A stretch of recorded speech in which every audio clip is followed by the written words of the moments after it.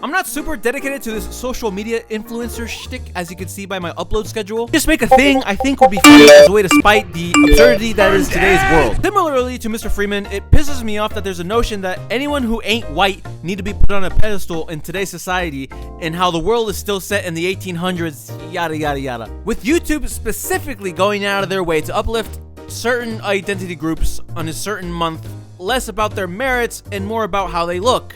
You know what? You do you. No amount of crying or complaining from me will convince these head corporation folk that what they do is cringe in the truest sense of the word. In fact, over the years, I've turned a new leaf. I will instead participate in the global phenomenon that is Black History Month as a brown boy to highlight a recent milestone set by the brilliant black minds of Black America.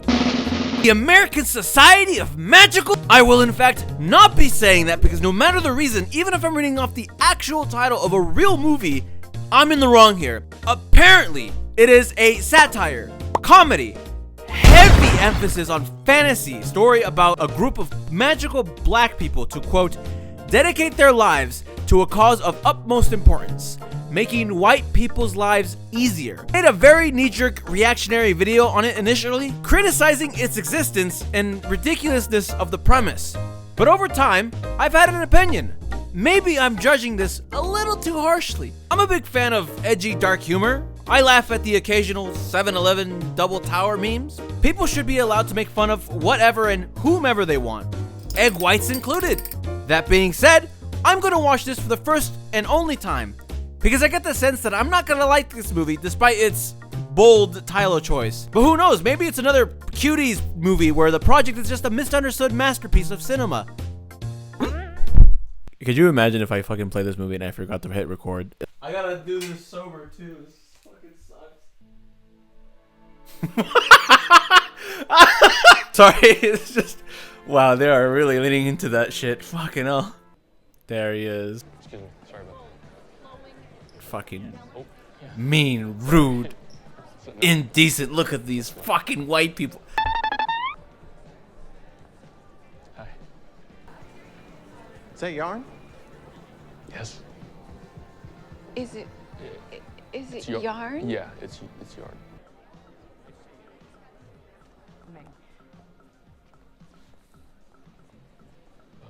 Excuse me. Oh, thank you. Hi. Does the last collector here think you're a waiter? I'm canceling your solo show next month. No. I already bought the materials. Maybe, but if you can't stick up for your work, I can't do it for you. Stop. Hold up. All right, this is post having seen the movie, and I gotta say, after effectively watching this multiple times in the editing room, there's a whole lot of nothing that happens. Like, there's a ton of sequences that just drag on and on and on. The original plan was to sort of let the thing present itself, but I think it's best if I guide you through this shit show Alex Myers style. Our boy here is an artist, down on his luck, and it seems here he's confronted with the inciting incident that starts this joke of a plot point, being that white folk are kind of cringe. Help! He just stole her purse, man. I'm sorry to bother y'all, but did one of y'all lose an earring? Oh my god, yes! Supporting character number 1 saves his bacon, invites him to the cool kids club, where we jump into the classroom mid-seminar, giving a lazy exposition as to what this joint is all about. It's always about the client. Client service first. Really friendly? That's crucial. Your interests and hobbies have to be authentically Black as understood by the culture. We're showing the client the parts of ourselves that make them feel good. Okay. If I understood the rules and regulations of this service, it's effectively you must be respectful and stereotypical to be deemed acceptable for the client. What I skipped over was before they showed this VOD review of prior performances asking what they observed. You know they say man's grip on his cue, like his grip on life. Does boss man look at you tonight? Know that she's looking at the greatest man in Kennebec County. Terrible ball grabbing joke aside, it absolutely bothered me that the showcasing of magic has been amateur level at best. $15 million is a lot of money for me, but in movie world, I'm guessing that's not much. I mean, call it a nitpick, but lighting a candle that's like, what, 3 feet away, autofilled chalk? Really? That's the best you can do? Protagonist feels like he doesn't belong, stating he simply wants to go home after making a self-aware joke about the title of the movie. It's, you know, the name is a little updating, maybe like magical black people, or I guess that doesn't have the same ring. No, and I don't think either are particularly marketable. But Roger decides to keep insisting that he joins, takes him to work, so to speak. I look more like my father than I look like myself. It's like my grandmama always used to tell me. There's only 2 fighters you can't beat, Joe Louis and Father Time. Poor lad hears upsetty spaghetti he's getting old, so to remedy his anxiety, he invites him out to the club, and protagonist tags along. Although Aaron is still being a scared little bussy about it, Roger continues to spit facts and logic to him. Give him the good old tough but loving encouragement. You scared? I don't wanna go. You scared. What's up, fellas? There's no way I'm getting it. Stupid to even come here. Ah, stupid. What was I thinking? Sorry, some cops have to do people. It's important stuff to do. It always falls on me. Suddenly he's able to see the just like that. No warm-up, no jazzercise. What I hate in movies is when people who have magic powers just go like this. So I always try to find like a cool finger thing to do. He even does the trick that Roger did in the beginning of illusion magic because, well, the plot needed it. How else are we going to move on from this? Fast forward a bit and we actually get to see the head honcho of this joint. And mid-scene they forgot to have to remind the audience that these people are otherworldly. So they do that by showcasing the superpowers of wires and a green screen. In reality, we are only as mighty as we are united. You see, Aaron, our powers are collective. If any member uses magic selfishly, fails to put their client first, all our powers fail, and we cannot fail. Why? Do you guys have like a limited supply of magic? I'm not sure why the plot requires that it's a collective ability to see pressure valves or gaslight people into saying things that aren't really there. You would think by now they discovered like the equivalent of a nuclear reactor of magic or something. Surely. Ooh, he gets his superpower watch. He's officially a member of the Society of Magical Neighbors. Let's go. For a guy with less than half a tank of gas, and certainly for his kind, he's got a really nice ass apartment. The way this movie was shot, he kind of just wakes up to go to some random coffee shop for no apparent reason, but he's supposed to go to some Apple-like corporation for his first official client, where he bumps into the love interest of this movie. I have to go. I'm so sorry. I'm Oh. sorry. Your first client is a Jason Munn. You'll be working with him in graphic design, where we felt your background in yarn and shit will come in handy. This is literally the only time Aaron's art hobby is relevant or of any significance, by the way. I checked. His meter jumped dangerously high Tuesday, 4 p.m., so his morale is still far too low. Your job is to figure out what caused the jump and identify what he wants. So he gets right to work and get his game on at the same time, having to make sure to prioritize the comfort of our clients. I'm close. Okay. Damn. Yes, the streak is real. No way! Lo and behold, Best Girl works at Meatbox too! Did you get my notes? No, I had to go to this like HR training and... That's fine, but we should get it done tonight because then Masterson might actually go home, which at this point is kind of a human rights thing. Right, yeah, no, yeah, I'll get it. I wish you could see my face. I just have my mouth open. I just realized it's just been sitting like that for a while. Become my work wife. Whoa, ease up, whoa. Just calm your shit, dog. On his keyboard is like his grip on life. Who said that? Rosa Parks. I mean, that was mildly amusing. He's a perfectly fine designer, but he's like totally convinced that he's on the fast track. Is he close to anyone at work? He has a work wife. So spend some time with her. Get some intel. With her? Yeah, I can do that. Squint, I can totally see the Chrysler Building. Oh. It's supposed to be the Empire State Building. That's what I said, the Empire State. Hey, nice, Chrysler Building. She's great. Yeah, she's cool. Art and funny and have you seen her work? She's like a ridiculous designer. She's like the best designer here. They're actually saying that about you too around the office. It's like you have such talent, she has such talent. It's like a power couple, work-wise, you know. Meatbox is under fire as new complaints emerge. Its facial recognition technology fails to identify black people.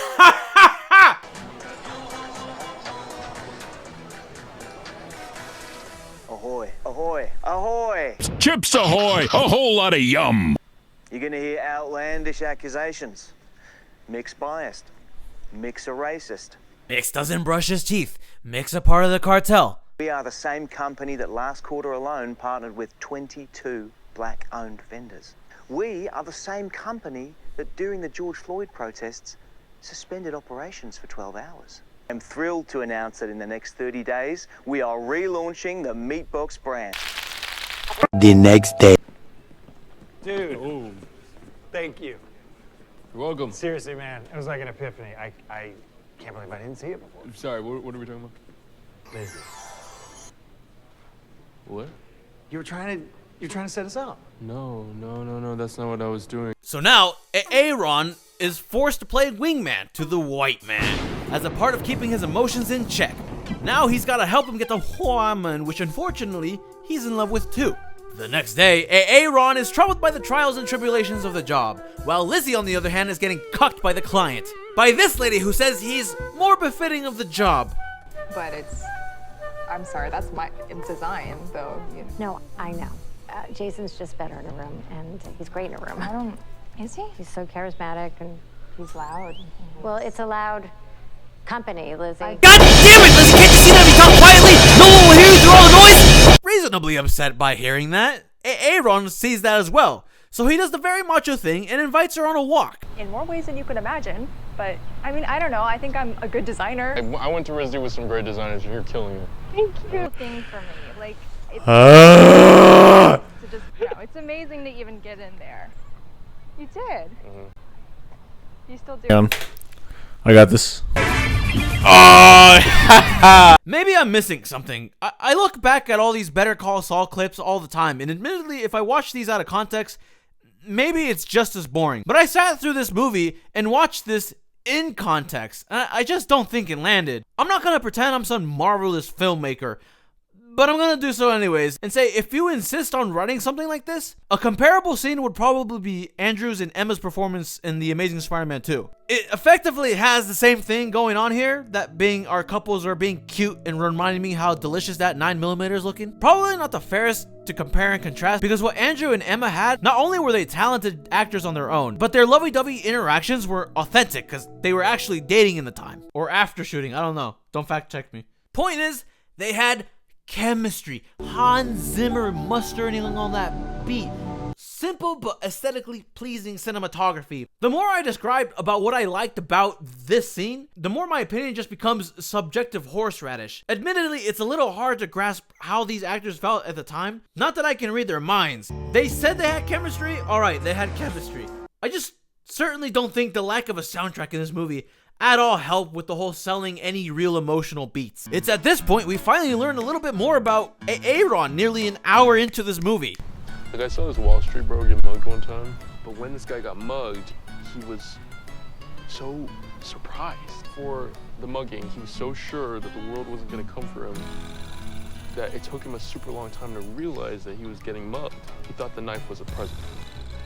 And I wanna know what that would feel like to have that expectation of the world.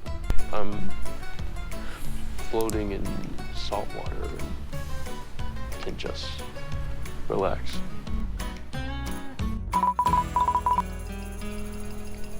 Peruvian wool. I guess yarn makes him feel fulfilled and at peace with all these art folk. I mean, it's difficult to argue against that. Listen, man, I'm gonna be honest. It sounds like you got some deep-rooted issues up there in the brain. This causes a bit of a conundrum in the magical society of neighbors. Him, along with all the other members, get transported to the room with seemingly the little droplets of magic left. Because remember, it's a collective. If one of them fails, they all fail. Normally, I would be floating above you, godlike, with magic powered by 100 needs. Our powers shut down because someone here made it about himself. Who was it? Who did it?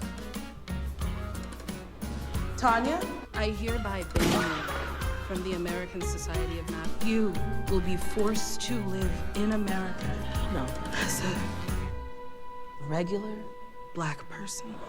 Lame banishment aside, the gents have a bit of a heart-to-heart, and we run it back to the lab where Aaron tries to be mildly confrontational to the client. I actually had a suggestion on the Lizzie front. I was thinking that you could ask Lizzie to present with you. Why? I mean, I feel like mostly people get what they work for, and I got it. Lizzie didn't. Don't other things contribute to your success? Like what? Like if people treat you like you're gonna be successful your whole life, don't you think that makes it easier to succeed? Well, I was gonna succeed, so they would have been right. But what if they treated you like you weren't gonna succeed? I would have been like, back off, haters. But I'm saying, like, what if your confidence isn't actually yours? It's just something that you learned how to do. Dude, pump the brakes, man. My bad. I'm no, not pump the. But he bussies out yet again because there's still about 40 minutes of this shit left. So he tries to find some black wisdom in the archives to find that Mr. Roger actually had a bit of a similar problem. First he fell for her, then I fell for her, and then I did my job. You ever regret it? Regret is for white people. Daddy, he used to shine shoes. I got to him. This white man looked down from the chair above him, and he just spit on his head. So I'm saying to myself, he's about to whoop the shit out of this white man. But instead, he wiped the spit off of his head, and he looked up at him and he smiled. When I finally ran into my grandmother, I told her how ashamed I was of my daddy, and she got real still. And you know what she said? So have I lost some things to this work? Some pride, but I never regretted one smile. The leaves of brown. Oh, fucking hell. Wake up, wake up, wake up. Jesus. Who fucking made this movie, man? Oh. There's some semblance of a heartfelt situation. Putting the scene in a vacuum and substituting a less racist premise, the notion of having to give up something you want is admirable, tragic one might say. So credit where credit's due, but again, it doesn't save literally anything that came before this, but I'm getting ahead of myself. So Aaron decides to end it all once and for all. The ultimate sacrifice. Self-cock blockage. Aaron gets all espresso depresso, so he starts knitting himself a sweater like any normal rational person would, only to then be woken up by senior client himself. Hi, Yo, presentation day. Big news on the Lizzie front. Yeah? Yeah. As soon as the presentation's over, I'm asking her out. You there? Mm-hmm. Did you hear the part about how after the presentation, I'm asking her out? The pressure's on, and the presentation's soon to start, but Aaron is panicked to confess his love here. And so we finally reach the climax of this movie, Aaron's confrontation. Oh, rebrand is about diversity.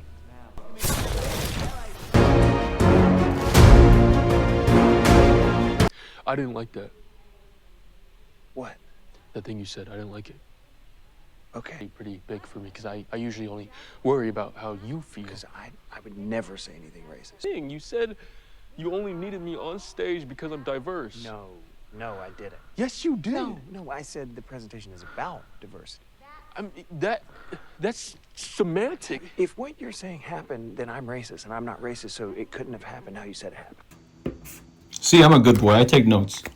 So because you don't want to feel bad, the thing that just happened didn't happen? Can we just please focus up here? I don't care if you're racist. Dude. Everyone's racist. Aaron. I care that you won't acknowledge what just happened. I'm sorry. I mean, how Are they lovers? I don't think so. I'm Racism. not asking I for you did to slavery. apologize. If I could just I'm do this asking for you to presentation, that hear would me be out. great. I'm sorry. Did you say you did slavery? I guess so. I guess he did slavery. For Christ's sake, I don't know. there's a He's section of freaking your out. presentation called Diverse Experiences. It's a dumb title, but assuming that or me. Excuse me. Oh, you No, want to get in fellas. on this, Mick?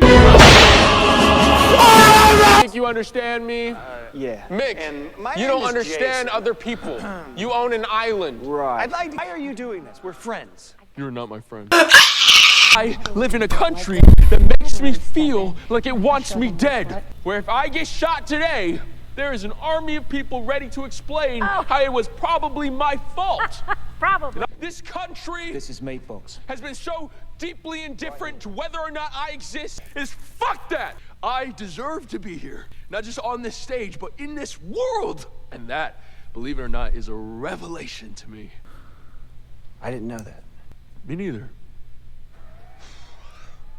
He's gotta be quick to pull the moves on Lizzie because time is limited and he's about to have a serious headache. Before that can happen though, we have one last chat with Oprah Winfrey. Aaron Mundo. What happened after you left the auditorium? I teleported my client's love interest to a romantic location where I tried to kiss her. I had feelings for her first, and he kind of colonized my crush. Colonizer. How can you possibly justify your behavior? I guess I've always felt like it's my job to make white people feel comfortable, and obviously here it literally is. But What? There's no way a nurse of all people agree with that sentiment. Your job is to make everyone feel better. As a fucking nurse, there's no way, dude. You are hereby banished from the American Society of Magical. makes sense.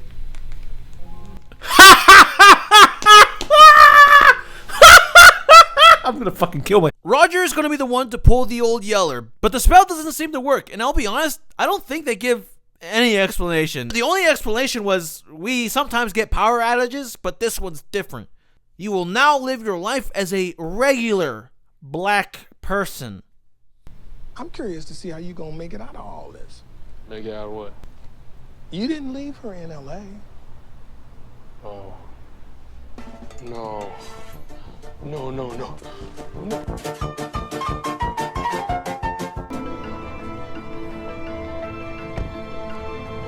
Lizzie. Wow, mother of all conveniences.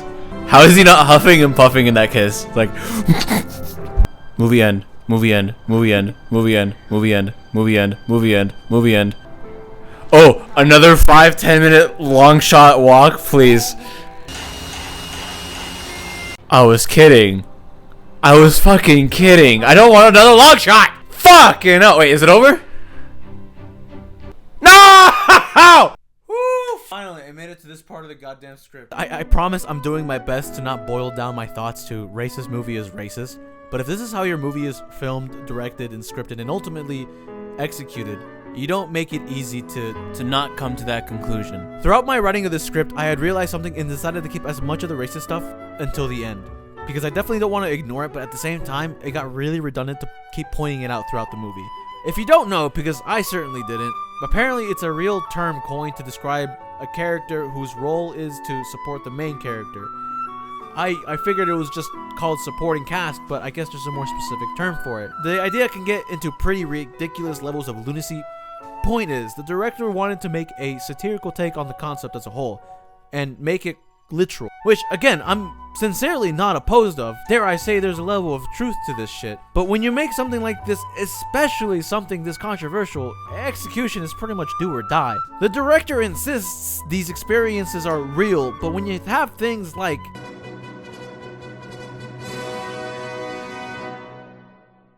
What's the most dangerous animal on the planet? Sharks. White people. The last thing we see in this world is an uncomfortable white man. Because the happier they are, the safer we are. I read the script, I really liked it, but I called them immediately and asked if the writer-director were black. Why are you so nice? Because I'm friendly. Because white people will kill you. Okay. I know you can feel their discomfort, Aaron. It's the loudest thing in every room you walk into. What did you do to make them look at you that way? White discomfort is your nemesis, Aaron. Stop running from it and start listening to it. Don't look at me, Aaron. Look at him. And focus on his pale ass feelings. I find it difficult to see where the fun is. It just feels like malice. Each scene feels like it's just plopped in and one after another, which I guess if you break it down, that's how a movie functions. I'm not saying to start adding a bunch of transitional slides to make the plot move along. but there's a way to do it seamlessly, and then there's this movie. Roger serves as the man on the inside character, filling in the gaps and answering any questions about the mechanics of the world. He just blabs on about white people this, white people that. I think I touched on it a little before, but Aaron's yarn endeavors' biggest payoff is that he knits a last-minute sweater for the finale. You really don't know much about him as an individual aside from the surface level observations. His financial position is just as forgotten, and the magical society is so undercooked. Who cares though? It's a stinky movie. His struggle is that he's too nice to white people, so he must learn to be less nice. Is that the moral of the story? It's so ironic that the message of diversity for diversity's sake is shunned while it's so prevalent in today's entertainment. I find that if you're not looking for a honest understanding and all you're interested in is being on some moral high ground, I'm not going to be able to have a conversation. No matter what I have to say, the internet is very quick to shut down any opposition, because to not support at all means you're an enemy. Because above all else, I hate junk in my entertainment. And if it won't be said, then fuck it, I want to say it.